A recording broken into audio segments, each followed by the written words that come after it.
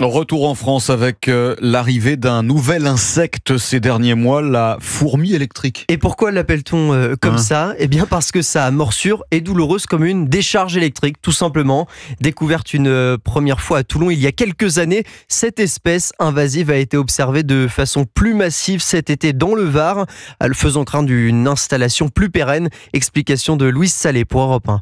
Le fils de Frédéric jouait dans le jardin quand il s'est mis à hurler. Des piqûres rouges sont apparues sur son corps, puis toute la famille a été touchée. C'est tout d'abord une très forte décharge, une sorte de picotement intense, et donc vous avez plusieurs cloques à différents endroits. Pour éradiquer ces bêtes microscopiques jaune-orangé, il fait appel à un spécialiste, Olivier Blight, chercheur à l'Université d'Avignon, qui se rend sur place. C'est vraiment des fourmis absolument de partout. Dans votre jardin, sur vos chaises dehors, mais également dans votre chambre. Il y en a effectivement chez lui, et puis il y en a chez ses voisins. C'est à peu près une dizaine de maisons. Sur l'ensemble de la zone envahie, on compte plusieurs millions d'individus. Il espère réussir à les éliminer à l'aide de produits chimiques. Le temps presse car l'espèce se reproduit à toute vitesse. En Australie, quand ils ont détecté l'espèce, elle était déjà largement répartie et donc l'éradication était très difficile. Il y a plus de 20 millions de dollars qui ont été dépensés depuis 2006. Nous, il semblerait qu'en France, on soit encore sur des surfaces assez restreintes. Mais il y a urgence, il faut agir car cette fourmi mange énormément d'insectes, ce qui est très nocif pour la biodiversité.